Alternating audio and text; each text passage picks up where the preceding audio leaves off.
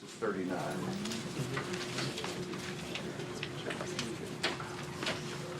Okay. Oh, no promises of hearing us at that close. Let's pray together. It's a blessing to be in your presence and with your people, Father, and to have this wonderful opportunity to conclude this great first book of your book. And so help us see your work to accomplish your great work to rescue us. In Jesus' name, amen. You'll be delighted to know that I'm showing you this slide for the very last time. And we're coming to the end, looking tonight at the fourth of the patriarchs that we've been walking through for the last couple of weeks to wrap up our study of Genesis. And I must say that I come into the class tonight with a lot of frustration. I just love Joseph's story, and so many different ways to go. I think some really great life lessons to be derived there. We could have a class on Joseph, just a preview of something to come. But that is not our purpose in this class. What have we been focused on as we've made our way through Genesis this quarter? Not all the different things we might consider, but what? The promises. Yeah, the promises, how the Genesis story helped tell the Bible story and connect to the bigger biblical story. And so I'm going to stay true to that tonight, as much as that frustrates me, because I'm just so fascinated by this particular character. Interestingly, more attention, you can just look at the slide and see the chapters, more attention is given to Joseph's story than any of the other characters.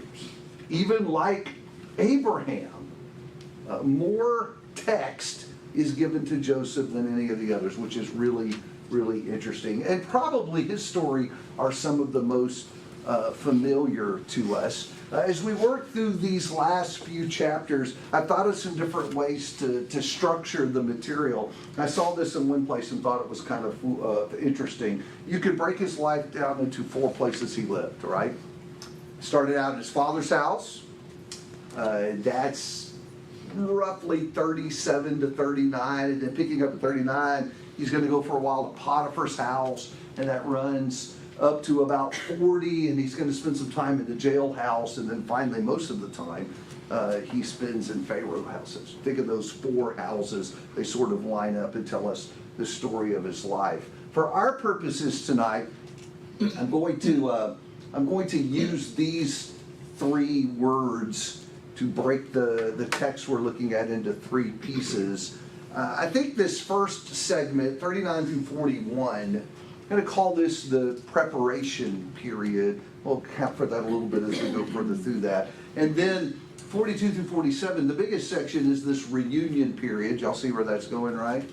And then finally, 48 through 50, I chose the very vivid word deaths, because basically that's how Genesis ends, with 2 death stories, one getting more attention than the other. So remember, as we go through this, we're thinking about the promises. We're also thinking about the wanderers. I think there's a lot here for that group who originally saw these writings and heard the beginning story for the first time, wandering in the wilderness. I think there's a lot here for that crowd in this particular story. So let's see if we can walk through this and make some sense of all of it. Let's start with these first, what did I give, about 4 chapters to that, 39 through 41. Call this the preparation period. What's going on in this section, 39, 40, 41? What's happening in those chapters? You can peek. God's moving Joseph to where he needs him to be. God is moving Joseph where he needs him to be. Okay, let's unpack that a little bit. Talk about some of the movement.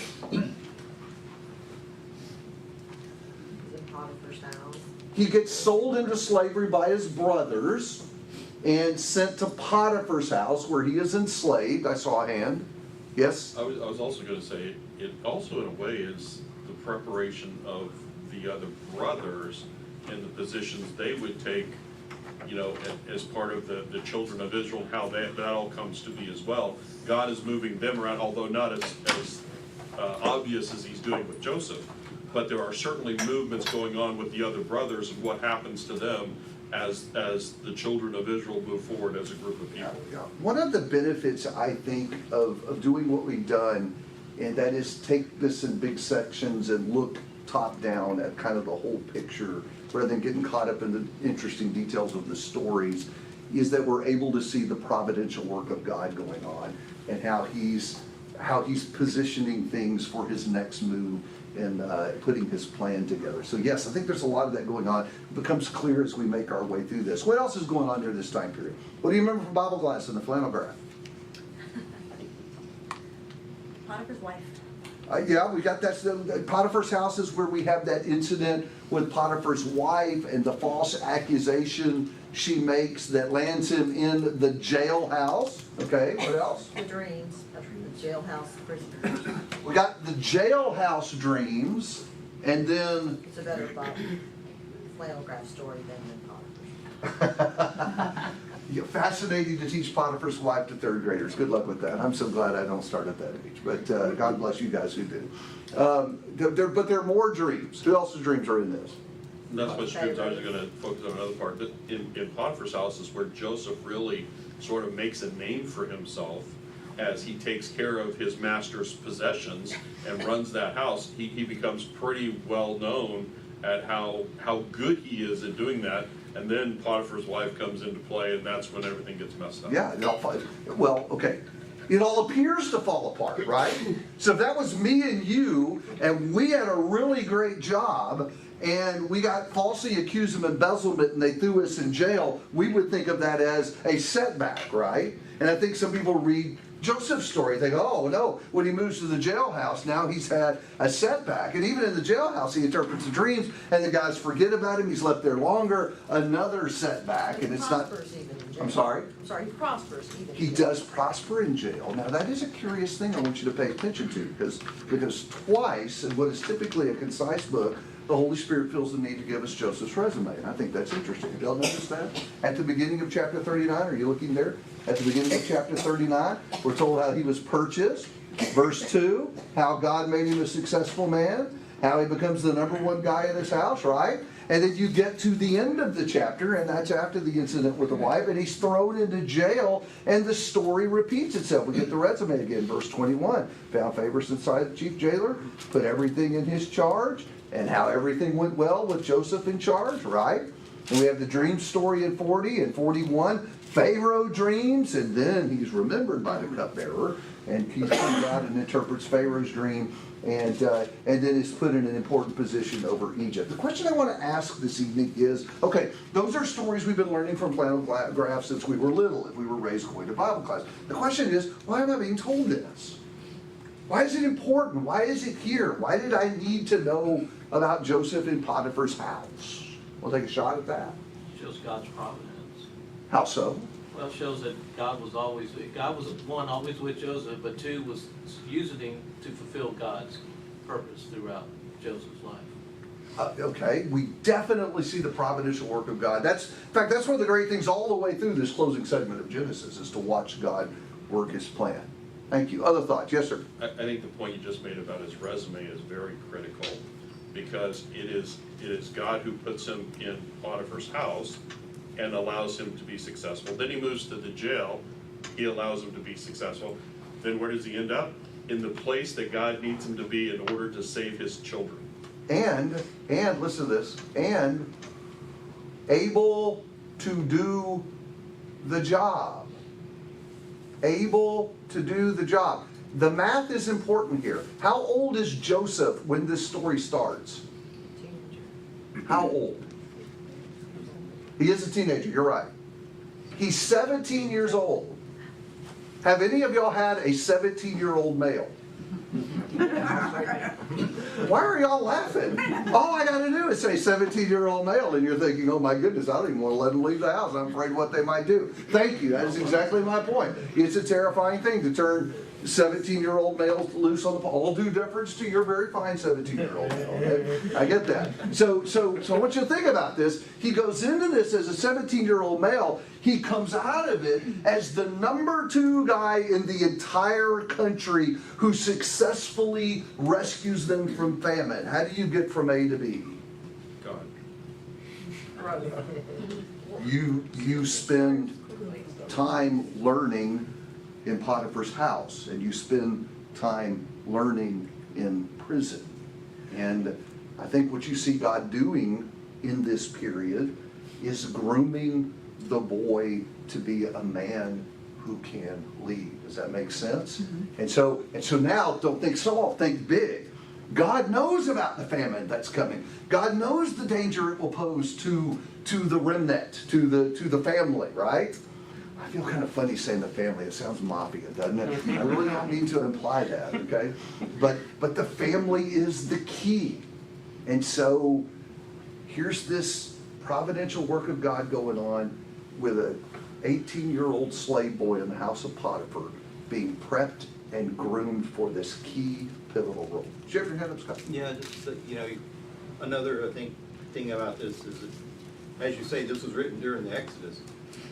A series of setbacks, God's plan still came to fruition. And maybe it's kind of a reminder that, through a series of setbacks with Judah, with Joseph, whomever, God still accomplished what he said he would accomplish. And, not to lose hope, achieving those promises.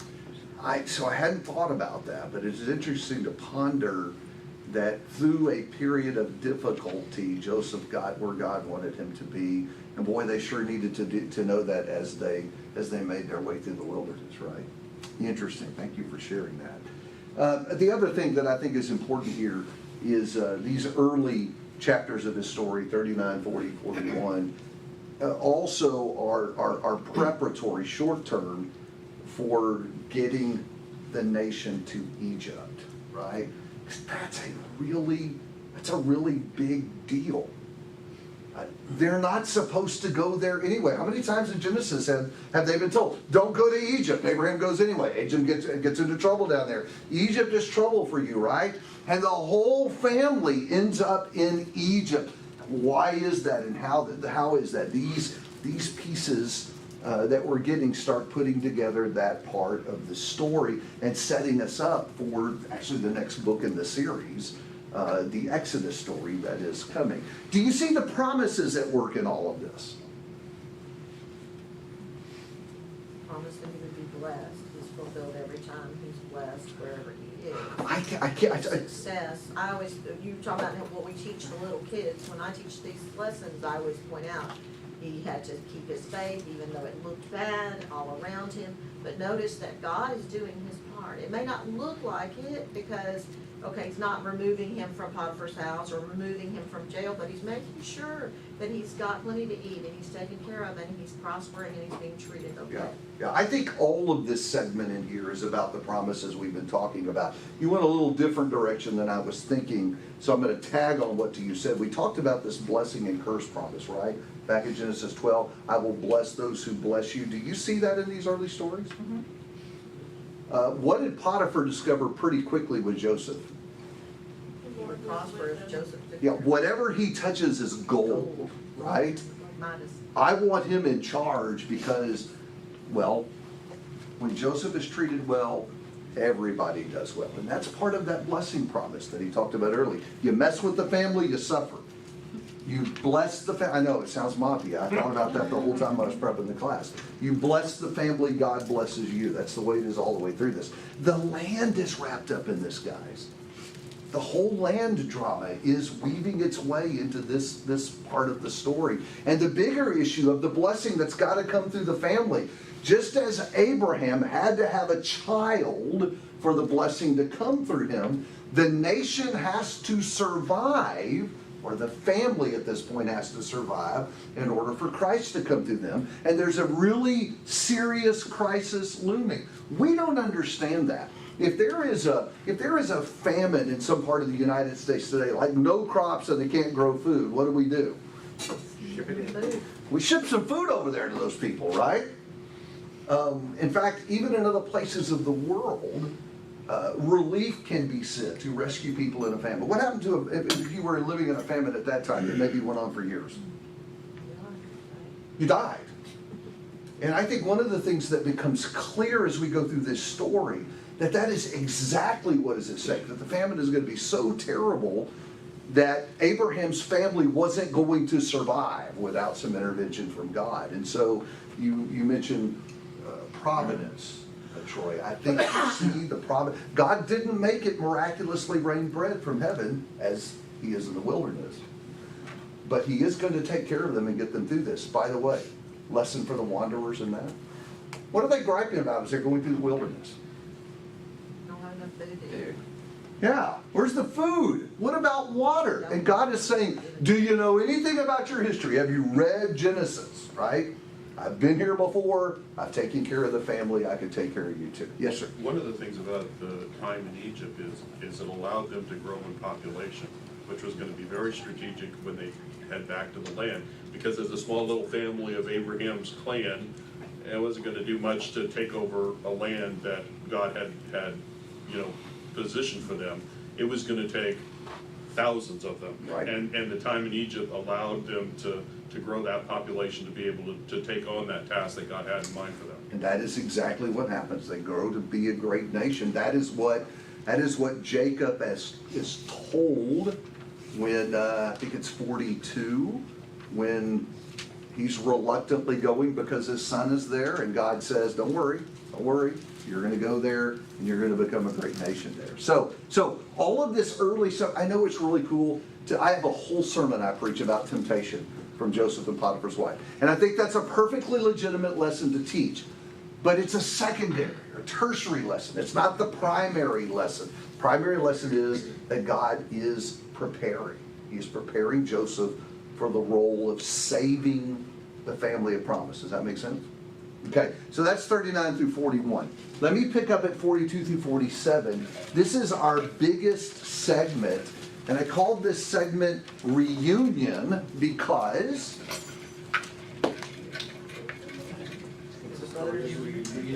there's going to be a family reunion. And you thought your Thanksgiving was awkward, right?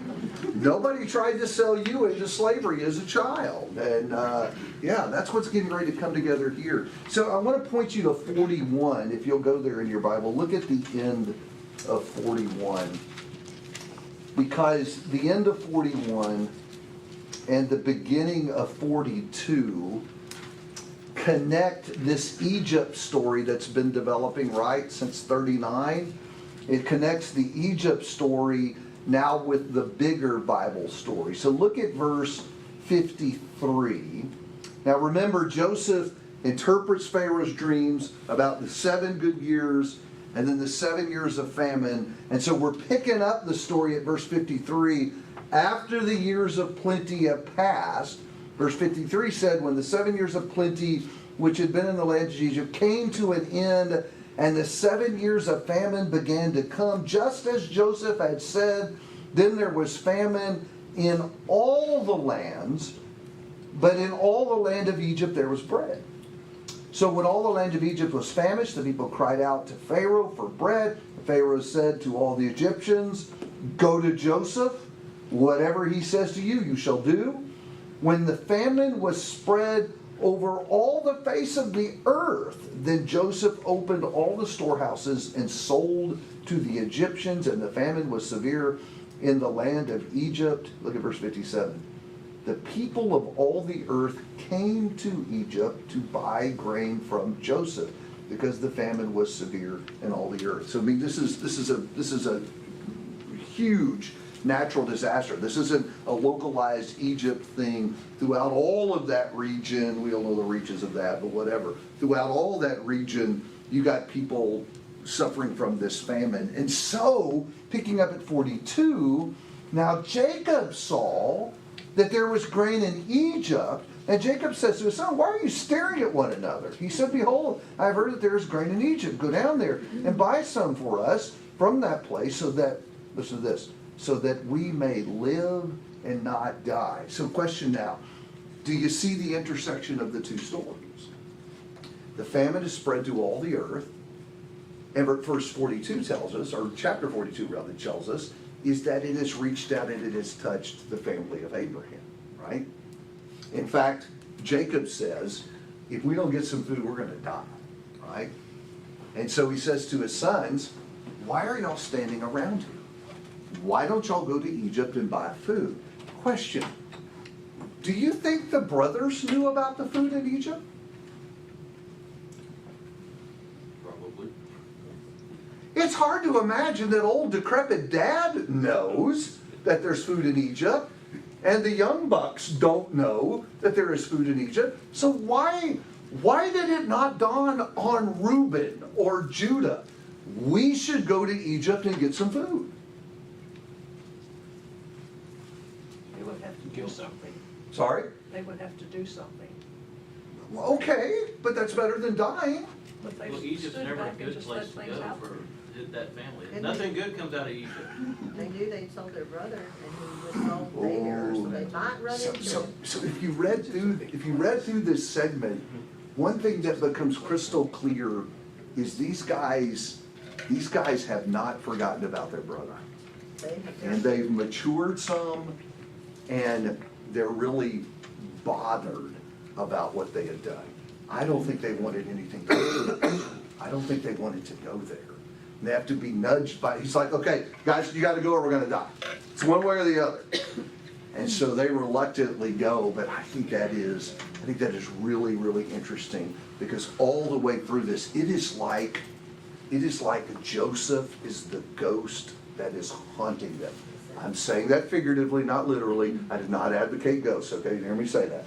But I am saying that they are bothered by what they've done to their brother. And I just wondered, it's curious to me in 42, Jacob is the one that seems to know the foods in Egypt. He's the one urging them to go down there. So, if they've got to go to Egypt to buy food, what's getting ready to happen?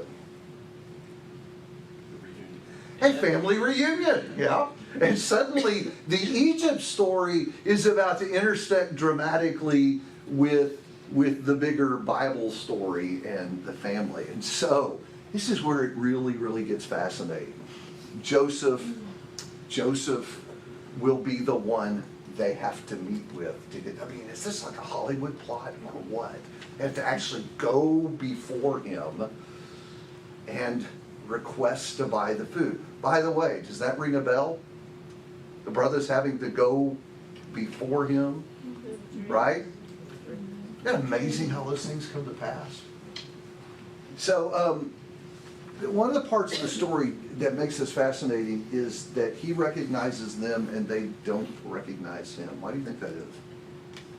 Dressed like an Egyptian. Well, he's- I'm sorry, what did you say? He's dressed like an Egyptian. He probably also has an dressed as Egyptian royalty. haircut and all of that. He's, yeah. Well, he was also really young when they sold him into slavery, so he's Yeah. probably changed a lot more than they have changed. We can roughly calculate some years here, but think 20 years, right? So it may have even happened like today when with families visiting that you were looking across at someone who grew up here 20 years ago and you're thinking, oh my goodness, is that them? They look so old, what happened, right? And I think that's what happened with Joseph, is he has grown up, right? And is not dressed as they would expect him to be dressed. Why would this guy be running Egypt, right? Yeah. You know, I They would just- have never expected the Never. 17-year-old they sold into slavery, who's now 37, which if they're like, let's say that they're like, when they sold him, he's 17, so there's gonna be a lot more change in someone going from That's what I 17 think, to yeah. 37 than someone going from like 30, like it's just a different. After 50, you don't it's age just- at all. You just stop aging very You just much. stop. That's absolutely true. But it is a lot, like in stature, like how a man is going to Oh, grow absolutely, in size. yes. Like there's so many things beyond just like what his face would look like. You know, with having the haircut and the clothing, whatever. Like he's gone from like A boy to a man. a boy to a man, literally. Exactly. And so I'm not really surprised that they don't recognize each other. But that's what makes this kind of fun, right? Because he knows and they don't know. And so much of this section from 42 to 47 is this sort of odd reconnection where Joseph seems to toy with them, if it might not be better to say torment them during this period. And it's interesting that the Holy Spirit just goes into some detail. I mean, look at 42 in verse 9, he's accusing them of being spies, how that must have freaked them out. And then he says, you know, he gets their family story and says, I want you to go get Benjamin. And how odd was that? You know, this Egyptian who thinks we're spies is now prodding us about our family. And then he revises the test. And he says, one of you has to stay, and the others of you go get Benjamin. And then he puts the money back in their bag. How about, think how bizarre that was. Going back to dad, more money, less kids. Have we heard that story before? Don't you know they're talking all the way back? How do we explain this to that? I mean, we've already done this before, right? And here they are showing up, missing a kid, and with more money again. How does that work, right? So what do we do with this toying that Joseph is doing here? What's that all about? What do you think? Well, I've never thought of it as toying. I've always thought of it as testing. But maybe I'm too generous to Joseph. I understand some people don't see it that way. But for me, Joseph was deeply hurt. His brothers threw him in a pit and sold him into slavery. And so he wants to know, have these guys changed? Have they matured? And are they going to do the same thing to their other, how are they treating my little brother Benjamin? Yeah. So And do they love my dad? And have they had any remorse? Have they grown? I've grown. Have they? And so I think it's, and you set it up exactly right. He sends them back the same way they went back right. when they threw him in the pit.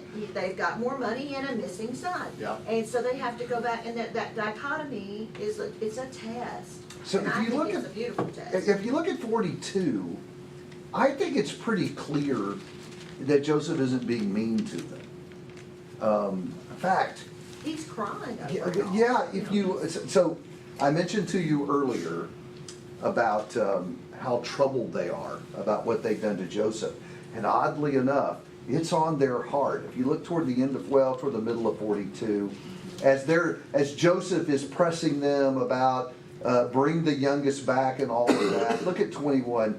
It says, then they said to one another, truly we are guilty concerning our brother. Do you see it? Because we saw the distress of his soul when he pleaded with us, yet we would not listen. Therefore this distress has come upon us. Verse 22, Reuben answered them saying, did I not tell you? Told you guys this was going to happen. Do not sin against the boy, and you would not listen. Now comes the reckoning for his blood. I love that. Reuben says to himself, I told y'all this was going to happen. You always have someone in the family that does that, right? But look at 23. They did not know, however, that Joseph understood, for there was an interpreter between them. He turned away from them and wept. So I think there's other data here that indicates he's not a bad player. As much as we are tempted to think he's toying with him, I think you're right. I don't think that's what he's doing. I think he's trying to find out, has anything changed with him? We have to remember, I think we forget this sometime, that Joseph doesn't have all the cards. Joseph doesn't know anything about what the brothers went back and told their dad, about their dad's belief that he had died. Don't you think he wondered why dad never came and got him? Think about that. So there's a lot of missing pieces for him, and I think what he's doing here is he's trying to fill in the missing pieces. And in particular, and I think you're right about this, I think he wants to know if his brothers have had a change of heart. Because if you skip ahead to 44, I know we're jumping over some of the detail in this, that's what time forces us to do. But if you jump ahead to 44, beginning at verse 18, this is after they come back and they bring Benjamin, and Joseph sets Benjamin up to be the fall guy, the king's cup's in his bag. Now he's going to be the one who's going to suffer the consequences. Verse 18, who speaks up? Judah. The one who started this by saying, let's not kill him, let's sell him and make some money. That was Judah, right? And Judah's the one who speaks up. And I won't read the whole speech here, but it's really impressive. There's just this impassioned speech about, you don't know what this is going to do to our dad. We've already done this once before. And if we come back and tell him Benjamin is captive or dead, our father will not survive. And so then Judah actually offers himself in his brother's place. He said, you take me and send my brother home. And then he knows, right? he realizes these are not the same men. In fact, the script has been flipped. Judah's actually willing to sacrifice himself for the purpose of saving Rachel's last boy. Think about that. And that bitter family. It was a dramatic moment. And that brings us to 45, where Joseph finally reveals himself, and now it's all connected together, right? Now you have the family reunion. There are some important things that are said in 45. I want you to note a couple of them with me.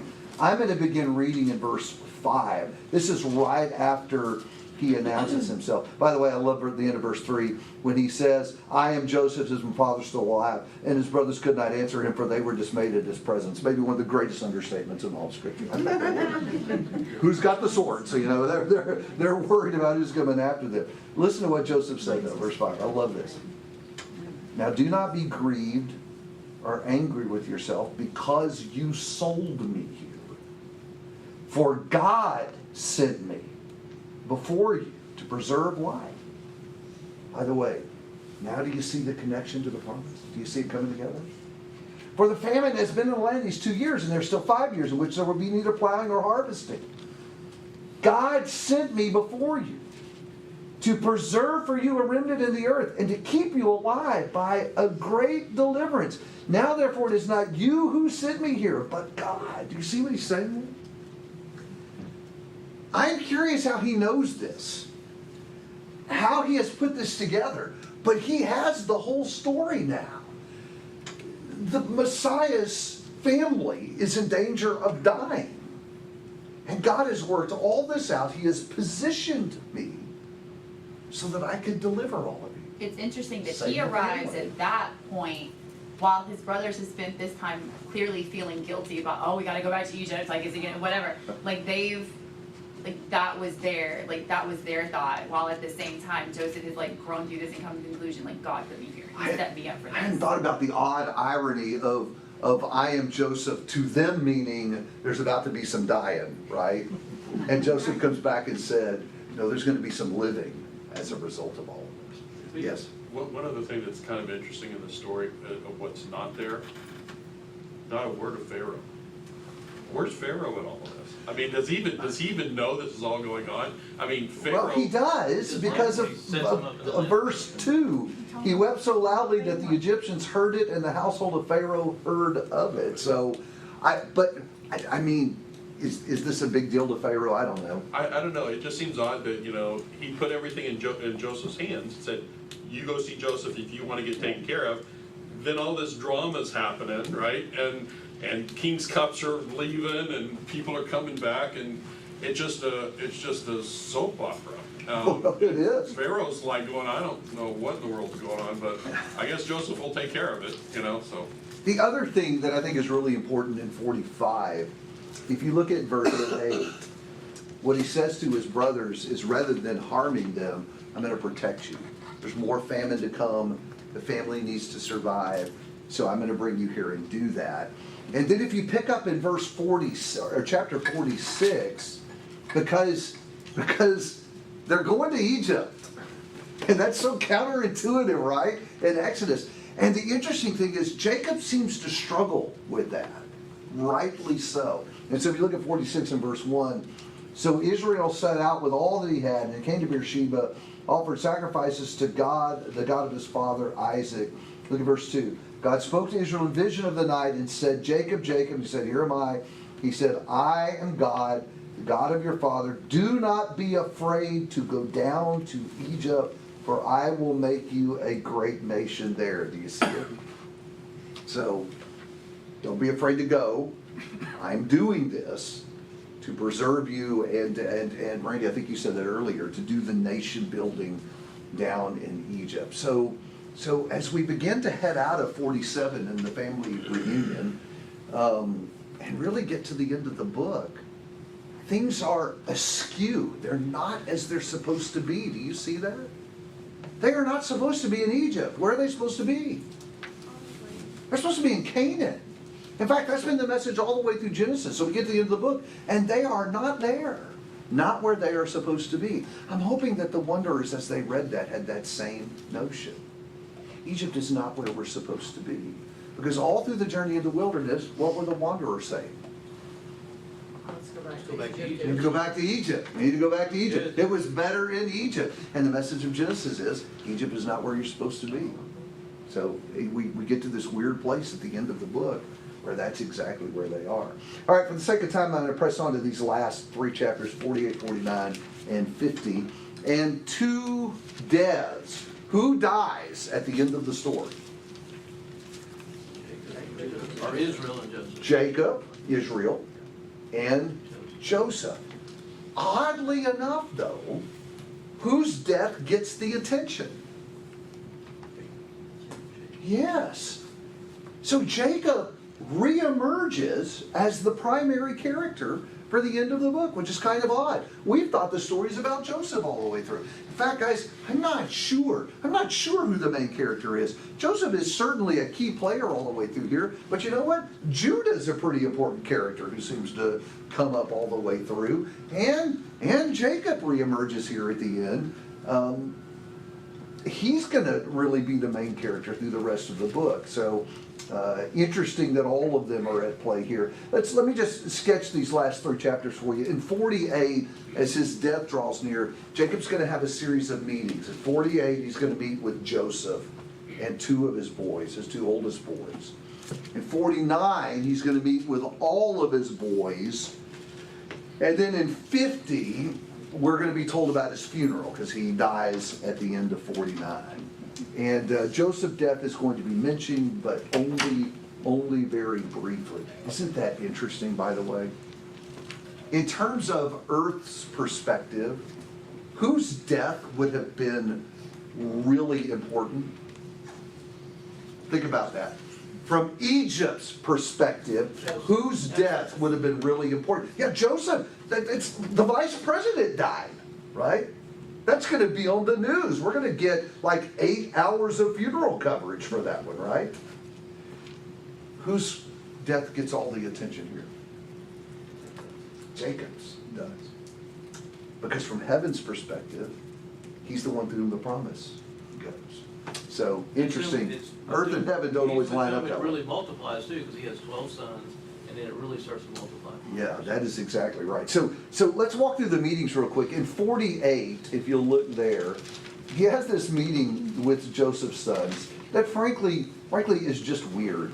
I mean, just weird on so many levels. If you read this, you saw that. First of all, have we encountered this before? Dying fathers, at least allegedly dying fathers, meeting with sons to do blessing stuff. Where do we see that before?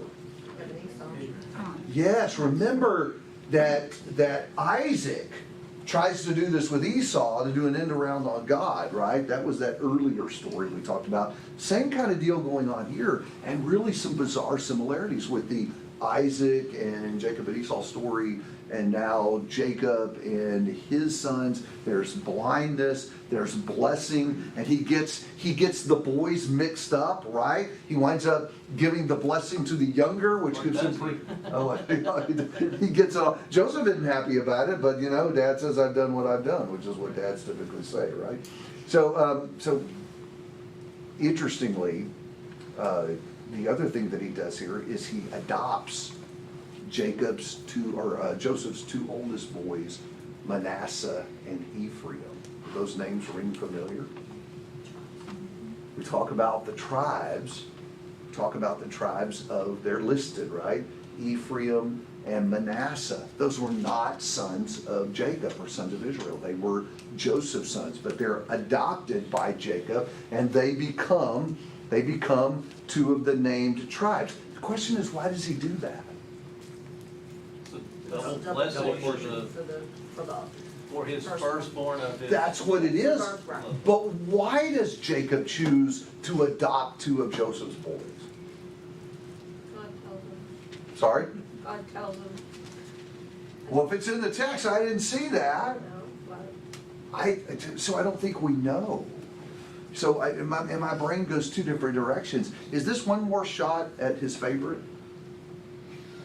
He's my favorite, he's getting special stuff, I don't know. Or is it a special blessing out of gratitude because they saved the nation? Don't know either. But isn't that kind of interesting though, because you would think that Jacob would want to really promote Joseph for doing what he did, but he didn't really promote Joseph so much as The he did boys. his sons, which makes you kind of question sort of the relationship between the father and Joseph. Certainly there was admiration, there was thankfulness, there was love and all that.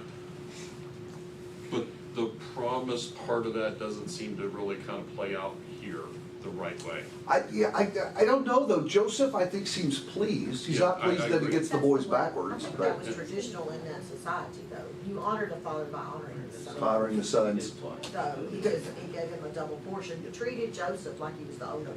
There are several things that happen here that are curious to me that are done without explanation, and so I'm left curious about them. The other thing that happens is that Jacob gives him a piece of property. Did you notice that? He gives him a piece of property in Canaan. And don't ask me to account for that because I find the property and how he came to have it a mystery too. There's some question about all of that. The more curious question to me is, why does Jacob give this boy, Joseph, a piece of property in the promised land? Wasn't it the piece of property, the only piece of property that they actually owned? No, this is a different spot. It's not the cave of Machpelah. That's gonna come up again in a Yeah, minute. because this comes from the Amorite. Yeah, it's just another piece of property. I have wondered if perhaps for his most Egyptian son, giving him a little piece of the promised land was a reminder. You're really, Yeah, I know you're tied down pretty well in Egypt. Abraham. Your home This is doesn't not change. your home. This is not where it's supposed to be. One other question, could this also have something to do with the fact that Joseph was married to an Egyptian woman and not to a daughter of Israel, if you will?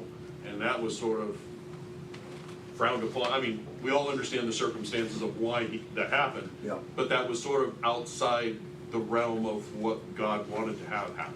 Well, that's certainly true and never addressed either. Right. So that's, again, all this is intriguing to me because it just happens. He adopts the two boys, he gives them the piece of land, but we're just told that he does. And we're not told why. And I told y'all going into this class that the Bible frustrates me a lot because I'm curious.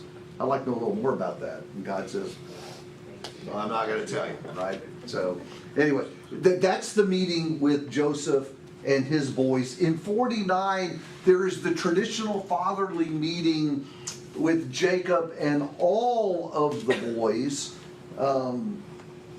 Interestingly, chapter 49 sort of bookends this with purposes. We're told a little what happened. So if you will look at verse 1, this is 49. Then Jacob summoned his sons and said, assemble yourselves that I may tell you what will befall you in the days to come. So one of the things we learn he's about to say something that will be prophetic in nature. Here's what's coming in the future for you. And then if you go to 28 toward the end, he said, all of these are the 12 tribes of Israel, and this is what their father said to them when he blessed them. And so there's some future associated with this, and there's some blessing associated with this. Though to be candid with you, when you read what he says to some of the boys, it doesn't sound much like blessing, right? So, It says in 28, appropriate to him. well, there you go. That's exactly right. He still calls it blessing, though, and I'm thinking that's probably generous a little bit with that. There is, listen, we could do a whole class just kind of walking through all of these. I think Judah, if I was going to point you to one to really pay attention to, it's the promise to Judah. I think there are some messianic overtones. Remember, he is the one for whom the promise is going to flow. So that was important to take special note of. For the sake of time, I want to point you to something in verse 29 that I think is especially important. After he gives a statement or a blessing or a warning to each of the boys, in 29, here's what he says. I am about to be gathered to my people. It's a nice way of saying I'm getting ready to die. bury me with my fathers in the cave that is in the field of Ephron the Hittite, in the cave that is in the field of Machpelah, which is before Mamre, in the land of Canaan, which Abraham bought along with the field from Ephron the Hittite for a burial site. There they buried Abraham and his wife Sarah. There they buried Isaac and his wife Rebekah. There they buried Leah in the field and the cave that is in it, purchased from the sons of Heth. Oh my goodness, that is a lot of words to say, bury me where you buried daddy and granddaddy, right?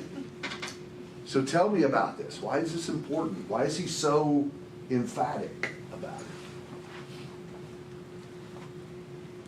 Because it's in the promised That's the land. promised land. Yes, and where are they now? Egypt. Egypt. So it needs to be returned to the promised Go land. home. Why does Jacob want to be sure he's buried in the promised land? Those are going back eventually. That's home for the nation. And so I think it's really significant at the end of his life here that he presses his family. You do not find a burial site for me in Egypt because we are only here temporarily. You take me back to the land and you bury me there because that is where our future is. This is land stuff, folks. Do you see the way the promises are threading all the way through this? This is land stuff. This is about inheriting the land that God promised. Yes, sir. They were also, again, this is written here in Exodus, they were carrying Joseph's bones with them. So there's, maybe I got it. You did, but that's okay because when we get to the end of Joseph's life, if there were ever a question about whether or not his roots were in Egypt, he tells his brothers the same thing. I want you to take my bones with you. In fact, that's sort of his parting testimony to the nation. You carry me along whenever you leave. And so think about that all during listen, the people who are reading this, there are people reading this whose job it was to lug around the coffin that carried the bones of Joseph. And here's the reason why. And now that's explained for them in Genesis. Here is one of the things that I think is really cool here that I don't want to miss. Notice he talks about who is buried in this spot, right? Abraham and Sarah, right? Isaac and Rebekah. And who else is buried here? Leah. Leah. Rachel. Who is not buried here? Rachel. Rachel is not buried here. So in death, it's going to be Jacob and Leah. You see, she got in the end what she never had in life. She is the one buried with her husband in the family burial site. Well, she's also the mother of the lineage to Christ. I just think, to me, it's redemption. Because I think if you look at the whole story of the two women, Leah's definitely a more noble character than Rachel is. And she ends up buried with her husband. Yes, ma'am? So we're not told about the other brother's death, but when he died, Joseph died, he talked to his brothers. Did he think he died before his brothers? Can't answer that. It is certainly possible that some of his actual, Benjamin, for example, but it could also be that by brothers he's referencing family and what the family wants to do with him. But I think it's probable that Benjamin is still alive at that time. So brothers doesn't necessarily mean all of them. The last thing we have in chapter 50 is the rather elaborate burial of Jacob. Some detail given about all of that. Evidently there's some Egyptian customs that are followed. They talk about that in verse 2. The physicians embalm him, and then they got to get permission of Pharaoh to bury him back in Canaan, who signs off on that. And then Egypt supplies them with what they need. There's a whole entourage that goes down there. It's interesting that it was the Egyptians who brought them into the land, and now the Egyptians who are carrying Jacob back to his homeland. Great grief, there's record of that and how the neighbors noticed all of that. Just before we're out of time, why are we being told all of this about mainly his burial? I mean, really, if you look at that, It's not a story about his funeral. We don't know who spoke and how long they went on and what they said about him. The story is how they took him and buried him. Why is that important? Land. Sorry? It's all about the It's land. all about the land promise. Do you see that? It's all the way through the stories. Is it a bit of a type for the Exodus too? They're Well- leading literal Israel out of Egypt into the promised land. I will tell you this, I thought about the wanderers as I'm reading this, and again, that nagging propensity to say, we were better off in Egypt, we should go to Egypt. And what Genesis does to the wanderers, it says, you look back at the father of the nation, Israel, the father whose name you bear. And what did he say about this? There's great attention given to that. I think to communicate to the wanderers, Canaan is where we belong. This is where our forefathers are buried. Abraham, Isaac, Jacob is where you need to be buried too. And then the cherry on the top of all of that at the end is Joseph says, me too. You take me and you bury me there too. Enjoyed the class very much, folks. Thanks for your help along the way. Hope it was a valuable study for you. And by the way, someone needs to teach Exodus next because we're all wrapped up, ready to go there, right?